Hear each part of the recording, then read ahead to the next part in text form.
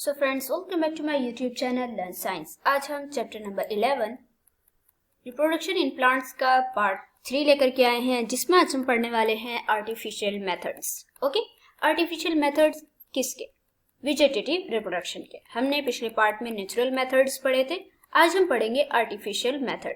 Okay, हमने natural methods में क्या पढ़ा था? हमने नेचुरल मेथड्स में पढ़ा था कि जो वेजिटेटिव रिप्रोडक्शन होता है, मतलब वेजिटेटिव रिप्रोडक्शन का क्या मतलब? वेजिटेटिव रिप्रोडक्शन का मतलब है कि प्लांट का कोई वेजिटेटिव पार्ट, जैसे कि उसका स्टेम हो गया, उसका रूट हो गया, या उसकी लीफ हो गई, ठीक है, ये जो है वो एक नए प्लांट को ग्रो करे, यानी इनका यूज जो किया जाए, इसके वेजिटेटिव पार्ट का, लीफ का, स्टेम का या फिर रूट्स का, न्यू प्लांट को ग्रो करने के लिए इनका यूज किया जाए, इसको हम कहते हैं वेजिटेटिव रिप्रोडक्शन। ओके, हमने इसमें नेचुरल मेथड पढ़ा था, जिसमें हमने सबसे पहले रूट के जरिए से पढ़ा था कि रूट के जरिए से कैसे रिप्रोडक्शन होता है। तो ट्यूबरस रूट ऑफ डहलिया पढ़ा था हमने कि जो रूट्स होते हैं इनको आप रख लो, है ना, काफी दिनों तक के रख लो, और अगले सीजन में जब आप इनके रूट्स को लगाओगे तो उनसे नया प्लांट ग्रो कर जाएगा। फिर हमने पढ़ा था स्टेम्स के बारे में। स्टेम्स आपकी ग्रास की स्टेम हो गई या ऑक्जेलिस की स्टेम हो गई, इनकी स्टेम जो होती है वो हॉरिजॉन्टली ग्रो करती है, यानी जैसे कि जो ग्राउंड की लेयर होती है, जो मिट्टी की लेयर हो गई, एक तो वो लेयर हो गई, और जो उनकी जो ग्रास जो प्लांट है, ग्रास भी एक छोटा प्लांट है ना, लोअर प्लांट हो गया, तो जो घास होती है, जो उसकी स्टेम होती है, वो भी ग्राउंड के हॉरिजॉन्टली ही ग्रो करती है। फिर उसकी स्टेम जो होती है वो उस ग्राउंड से क्योंकि टच करते हुए गुजरती है, तो वहीं पे नीचे जो जहां से वो टच कर रही है नोड से, तो वो नीचे जो है वहां पे रूट निकल जाती है और ऊपर शूट निकल जाती है। इस तरीके से ग्रास जो है वो अपने स्टेम के जरिए से रिप्रोडक्शन करते हैं। उसके बाद हमने पढ़ा था कि कुछ अंडरग्राउंड स्टेम्स होती हैं, जैसे कि राइजोम्स हो गई, है ना, बल्ब्स हो गई। राइजोम्स आपने किस में पढ़ा था? ये जिंजर में, कि जिंजर में बर्ड्स होते हैं, है ना। जो अदरक जो होता है देखने में तो लगता है कि ये रूट है, बट ये स्टेम होता है ना, अंडरग्राउंड स्टेम होता है। तो ये इनके अंदर बर्ड्स होती है जिनसे नया प्लांट निकलता है। ओके, फिर हमने बल्ब्स के बारे में पढ़ा था कि अनियन में ऐसा होता है। इसी तरीके से हमने नेचुरल मेथड्स को कंप्लीट किया था। आज हम पढ़ेंगे आर्टिफिशियली तरीके से कैसे वेजिटेटिव रिप्रोडक्शन किया जाता है। ओके, अगर आपको ये भी बात जो मैंने अभी आपको बताई है पिछले वाले पार्ट की, अगर आपको नहीं समझ में आ रही है तो आप जाइए लर्न साइंस के प्लेलिस्ट में जाइए, आपको वो वीडियो मिल जाएगी, और इसके साथ ही मैंने डिस्क्रिप्शन में भी मैं दे दूंगी लिंक, आप वहां से भी पढ़ सकते हैं। चलिए स्टार्ट करते हैं आज का टॉपिक। आज का टॉपिक है हमारा artificial method. Plants can be produce vegetatively bye artificial means. Plants जो है वो आर्टिफिशियल तरीके से भी वेजिटेटिव रिप्रोडक्शन कर सकते हैं, ठीक है। These methods include cutting, grafting and layer and tissue culture. इस मेथड्स में आपका क्या क्या आता है? सबसे पहले आता है cutting, grafting, layering and tissue culture.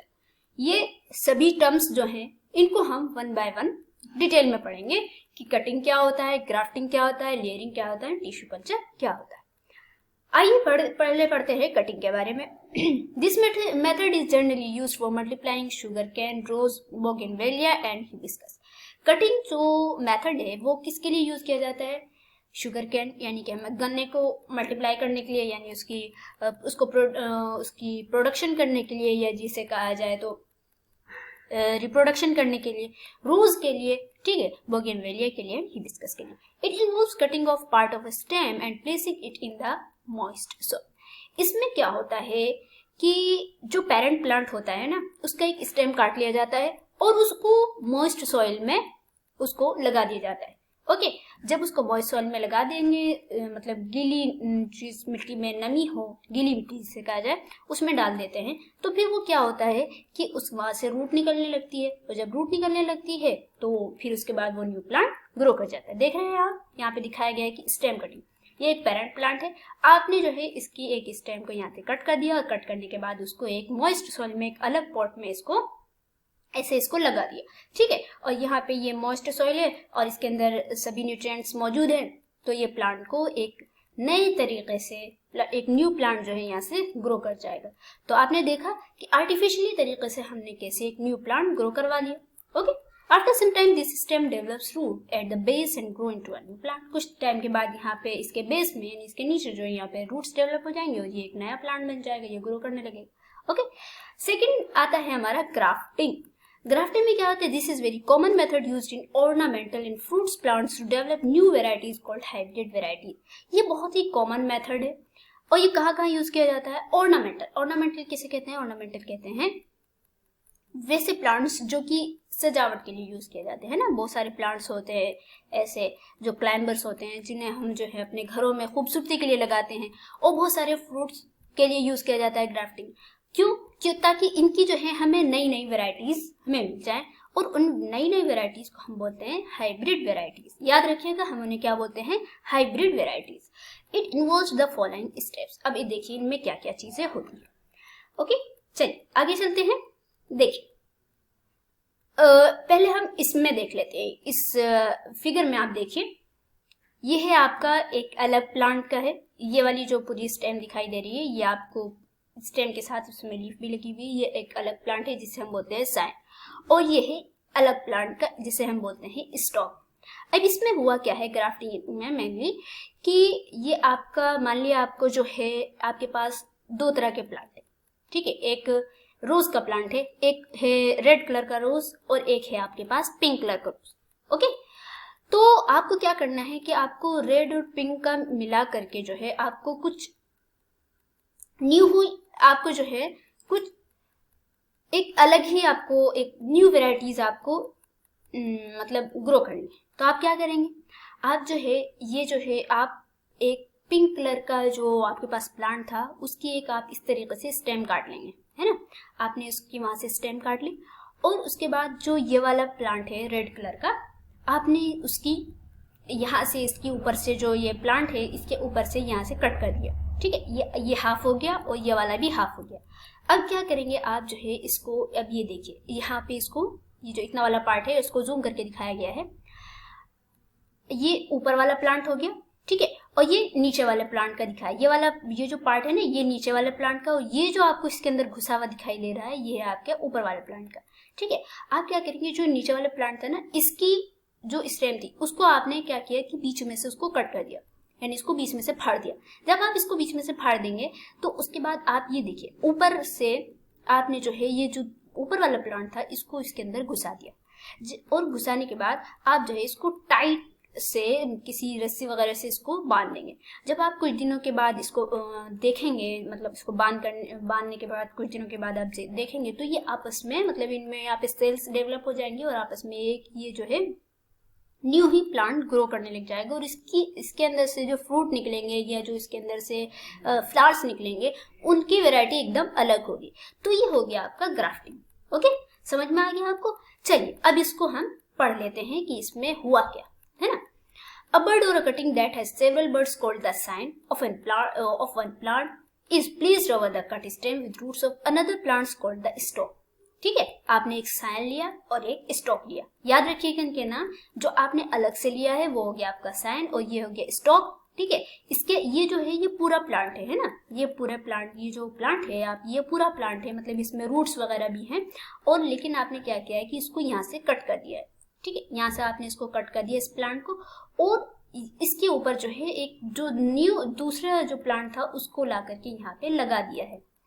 Okay, the scion and the stock are firmly tied together, दोनों का आपने बहुत टाइट बांध दिया। ठीक है, इसको टाइट बांध देंगे इसको। The stock supplies water and minerals to the scion. उसके बाद क्या किया जाएगा कि आप इसमें स्टॉक में जो है वाटर और मिनरल्स डालते रहेंगे, यानी आप जो है इस साइन को जैसे, क्योंकि ये पूरा प्लांट बन गया, ठीक है, आप उसके अंदर क्या करेंगे, यहाँ पे ये तो पूरा प्लांट ही है तो यहाँ पे जो है आप वाटर वगैरह डालते रहेंगे। In due course new cell develop in the area where they are join and a new variety of a plant develops. यहाँ पे क्या होंगी, ये आपने यहाँ पे ज्वाइन किया था ना, यहाँ पे न्यू सेल डेवलप होने लगेंगे और एक नई ही वेराइटी का आपको प्लांट दिखेगा। और ऐसा नहीं है कि ये आपको सिर्फ बुक्स में आप पढ़ रहे हैं, ऐसा कॉमनली किया जाता है। ठीक है। ऐसा आपको कॉमन किन किन प्लांट्स में मिलेगा? रोज में मिलेगा, मैंगो। आपको रोज की अलग अलग वेराइटीज दिखती होंगी, आपको रेड कलर का, पिंक कलर का, येलो कलर का, ब्लैक कलर का। तो ये सब जो वेराइटीज आई हैं ये कहाँ से आई हैं? ये सब लोगों ने आर्टिफिशियली वेजिटेटिव रिप्रोडक्शन के जरिए से, ये हम आर्टिफिशियल मेथड से ही हम अलग अलग वेराइटीज लेकर के आए हैं। मैंगो की आपको कितनी सारी वेराइटीज मिल जाती हैं, गवावा, हमारे अमरूद जो होता है, बहुत सारे जो गवावा होता है, जो अमरूद होता है, वो अंदर से कोई व्हाइट कलर का होता है, कोई रेड कलर का होता है, ठीक है। तो and many other fruit plants. Okay, अक्सर ये फ्रूट प्लांट्स में ऐसा किया जाता है। तो आई होप आपको ग्राफ्टिंग समझ में आ गई होगी। आगे चलते हैं हम। आगे हमारा layering. This is a method most commonly used in grapes, jasmine and bougainvillea. ये ऐसा मेथड है जो कि आपके ज्यादातर ग्रेप्स में, अंगूरों में या जैस्मिन में और बोगनवेलिया में यूज किया जाता है। Okay, in this process the young branch is lower down and bent towards the ground and covered by moist soil forming a layer. इस प्रोसेस में क्या होता है कि देखिए, एक ये पेरेंट प्लांट है, ग्रो कर रहा है, इसकी एक जो ब्रांच है ना, इसको आप जो है पकड़ करके आप इसको मिट्टी में, मतलब जो मॉइस्ट सॉइल है इसमें आप इसको गाड़ देंगे या दबा देंगे, ठीक है। और इसके ऊपर एक मॉइस्ट सॉइल की एक लेयर चढ़ा देंगे, मतलब इसके ऊपर मिट्टी अच्छे से डाल देंगे। After some time, roots arise from the branch and grow downwards. कुछ टाइम के बाद क्या होगा कि इस स्टेम के अंदर, यहाँ पे जब आपने इस स्टेम को मिट्टी में डाल दिया था, मिट्टी में इसको गाड़ दिया था, तो यहाँ पे रूट्स डेवलप होने शुरू हो जाएंगे। और ब्रांच जो है from the branch and grow down. The branch can then be cut off from the parent plant and allowed to grow into a new plant. उसके बाद जो ब्रांच है इसको यहाँ से आप कट कर दीजिए, ये आपका न्यू प्लांट ग्रो करने लग जाएगा, ठीक है। जो नेचुरल मेथड में भी ऐसा हमने देखा था, है ना, उसमें कि नेचुरल मेथड्स में जब ग्रास जो डेवलप होती है तो उसमें भी क्या होता है कि जो ग्रासेस जो होती है वो, ये जो लेयर है, ग्राउंड लेयर, जो इसकी सॉइल की जो लेयर है, इसकी बिल्कुल हॉरिजॉन्टली वो ग्रो करती है, ऐसे बिल्कुल यहाँ पे हॉरिजॉन्टली ग्रो करती है। और जो नोड्स होते हैं वो सॉइल के जब टच में आ जाते हैं तो यहाँ से न्यू प्लांट ग्रो करने लग जाता है ना। ये मतलब नीचे रूट ग्रो करने लग जाती है और ऊपर जो है शूट ग्रो करने लगती है। इसमें आपने क्या किया, लेयरिंग में आर्टिफिशियली तरीके से आपने इसके स्टेम को अंदर डाल दिया। ओके, यानी आपने खुद इसको डाला और यहाँ से नीचे से रूट डेवलप होने लगी और ऊपर से जो है पूरा शूट डेवलप होने लगा और आपने यहाँ से कट कर दिया और ये नया प्लांट बन गया आपका। ओके, सिंपल मेथड है। चलिए आगे चलते हैं। आगे हमारा है tissue culture. This is a method used for large scale plant multiplication to develop better varieties of crops which are disease free and have a higher yield and to endangered and rare breeds of plants. देखिए, ये जो tissue culture का जो mainly होता क्या है, ये कहाँ पे यूज किया जाता है? ये यूज किया जाता है आपका लेबोरेटरी में। इसमें होता क्या है कि ये ऐसे प्लांट्स को ग्रो करवाया जाता है, इसमें ऐसे प्लांट्स को जो कि डिजीज फ्री हो, यानी क्योंकि हम सभी जानते हैं कि बहुत सारे प्लांट्स में भी डिजीज होती है, ठीक है। और जो बहुत सारे प्लांट्स जो होते हैं वो हायर यील्ड नहीं होते, यानी उनमें उपज नहीं होती है, ठीक है, वो ढंग से ग्रो नहीं करते, या उनके ज़रिए से जो हमें उनके ज़रिए से जो हमें चाहिए होता है वो नहीं मिल पाता है। और या फिर ये है कि वो लुप्त होने पे होते हैं, यानी कि वो ख़त्म होने पे, बहुत सारे प्लांट्स ऐसे हैं जो जिनकी वेराइटीज़ ख़त्म होने पे हैं, ठीक है। कुछ ही मतलब कुछ प्लांट्स रह गए हैं, तो हम क्या कहते हैं कि उनको बचाने के लिए हम ऐसा ये वाला मेथड यूज करते हैं, ठीक है। यानी देखिए, बेटर वैरायटी ऑफ क्रॉप्स, यानी क्रॉप्स की बेटर वैरायटी के लिए हम कैसा करते हैं, डिजीज फ्री होने, मतलब डिजीज फ्री हो ऐसे प्लांट्स, इस वजह से हम ऐसा करते हैं। और हायर यील्ड हो, है ना, उनकी उपज बहुत ज़्यादा हो, and to endangered and rare breeds of plants, ठीक है। वैसे प्लांट्स जो कि लुप्त हो और जो दुर्लभ हैं तो उन्हें बचाने के लिए हम ऐसा काम करते हैं। This method is widely use in research work. ये रिसर्च वर्क में यूज किए जाते हैं ज़्यादातर। फॉरेस्ट्री यानी वानिकी में किए जाते हैं। हॉर्टिकल्चर यानी बागवानी जो हम करते हैं उसमें ये किया जाता है। Tissue culture involves the following step. अब देखिए टिश्यू कल्चर में मेनली होता क्या है। A small piece of tissue called the explant is cut off from the growing tips of plants. एक प्लांट है, इसके अंदर से आपने जो है एक छोटा सा टिश्यू आपने निकाल लिया। उस टिश्यू को आप क्या करेंगे, यहाँ पे इसको जो है आप ऐसे मीडियम में रखेंगे इसको, यानी कि लेबोरेटरी में रखा जाएगा इसको, ठीक है।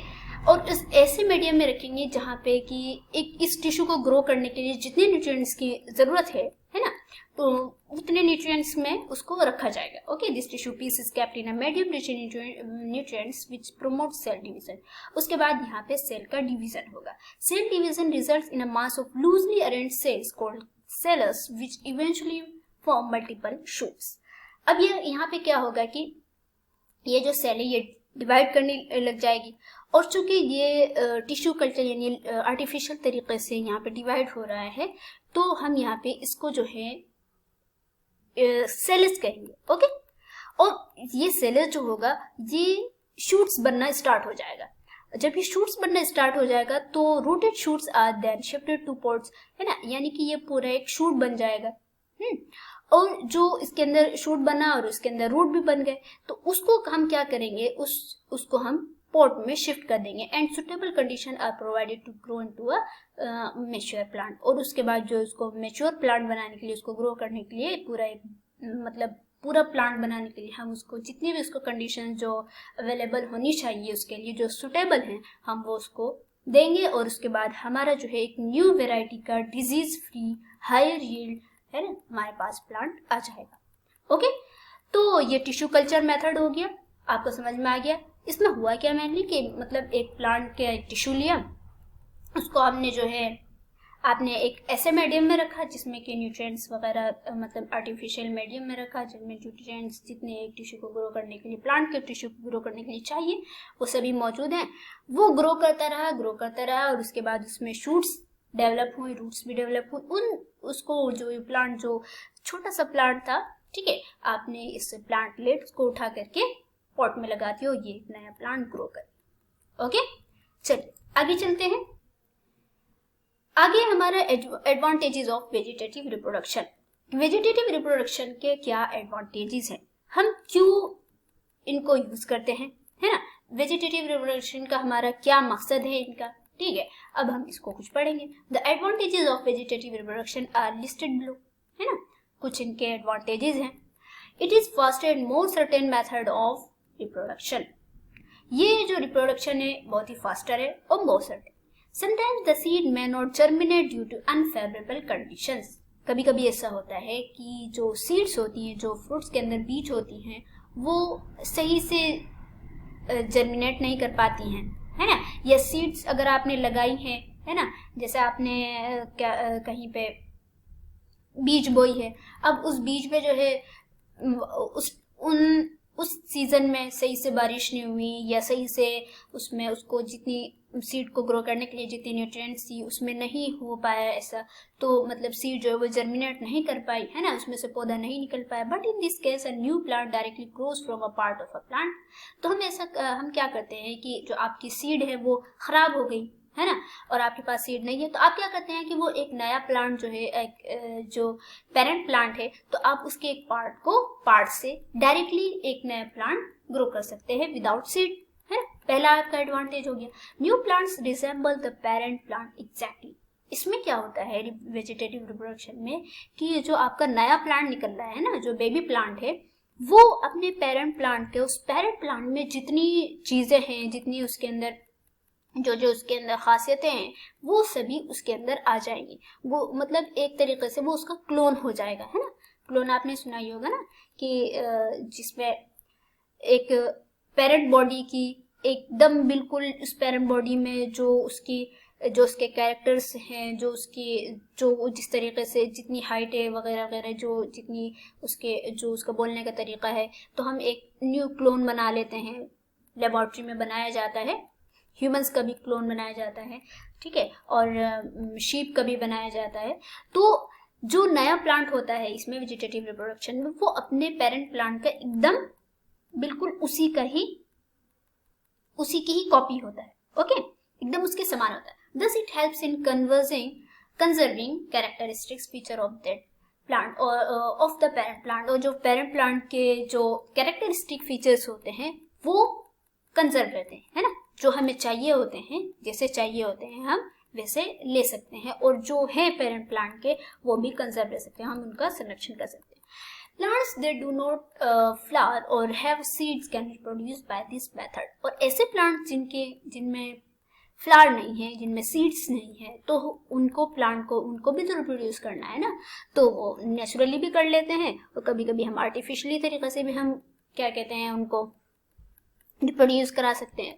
उसके अलावा आप इसमें और भी एडवांटेजेस लगा सकते हैं, जैसे कि हमें न्यू वेराइटीज़ मिल जाती हैं। जैसे कि अभी हमने पढ़ा कि हमें हाइब्रिड अगर लेनी है, हाइब्रिड प्लांट अगर हमें ग्रो करवाना हो तो हम वेजिटेटिव रिप्रोडक्शन के ज़रिए से हम हाइब्रिड भी ग्रो करवा सकते हैं। ओके, और भी बहुत सारे इसमें एडवांटेज हो सकते हैं।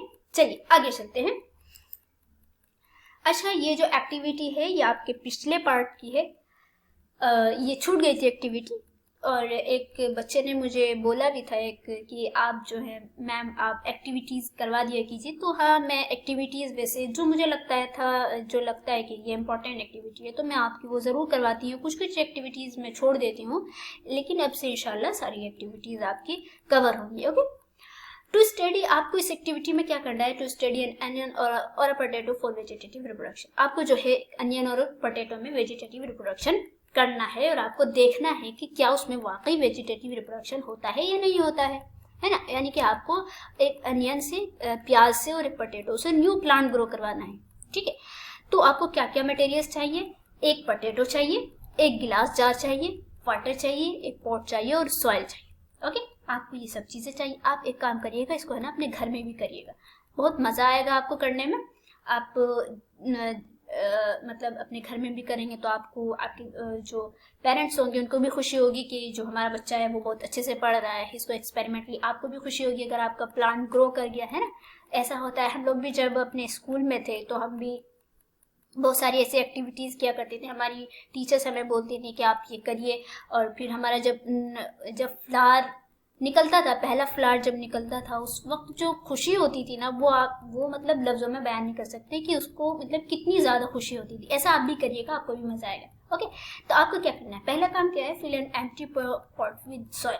आपको एक पॉट लेना है, उसके अंदर सॉइल डाल दीजिए। ओके, और सॉइल ऐसा नहीं है कि कोई भी मिट्टी उठा के डाल दी, आपको वो आप थोड़ी रिसर्च कर लीजिएगा गूगल पे कि आपको एक प्लांट को ग्रो करने के लिए सॉइल में किन किन चीज़ों की ज़रूरत होती है, किन जो खाद वगैरह होती है उनको डाला जाता है, गोबर की खाद डाली जाती है। ठीक है, तो आपको सॉइल को मतलब पॉट को आपने मिट्टी ले ली। Observe the budding points of a potato eyes and sow it in the soil. आपको क्या करना है कि जो पोटैटो जो है हमने पढ़ा था ना, उसमें आइज होती हैं, तो आप उसके कहिए कि उस आइज में जो उसका बर्डिंग पॉइंट है ना उसको देखिए। ठीक है, और उसको जो है मिट्टी में सो कर दीजिए। अब थर्ड नंबर पे क्या है कि वाटर द सॉइल रेगुलरली। अब सॉइल को जो है मिट्टी में आप रेगुलरली वाटर डालते रहिए। जब आप उसमें रेगुलरली वाटर डालते रहेंगे तो आपको कुछ दिनों के बाद आप देखेंगे जो पोटैटो आइज थी ना, वहां से जो उनका बर्डिंग पॉइंट था वहां से न्यू प्लांट ग्रो कर लिया। ठीक है, यस। अब अनदर मेथड क्या है कि is to fill a glass jar with water and place the onion and potato on a rim such that half of it is in water. See in pictures over the next videos.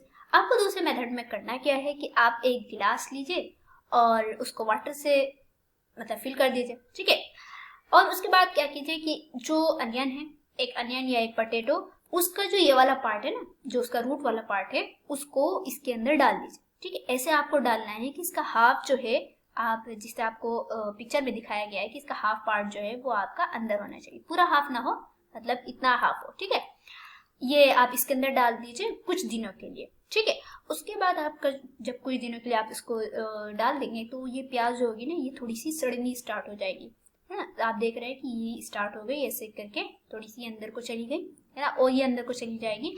और जो इसका ये वाला part है, यहाँ से आपका new plant यानी न्यू जो अनियन है वो ग्रो करनी स्टार्ट हो जाएगी, देखिए।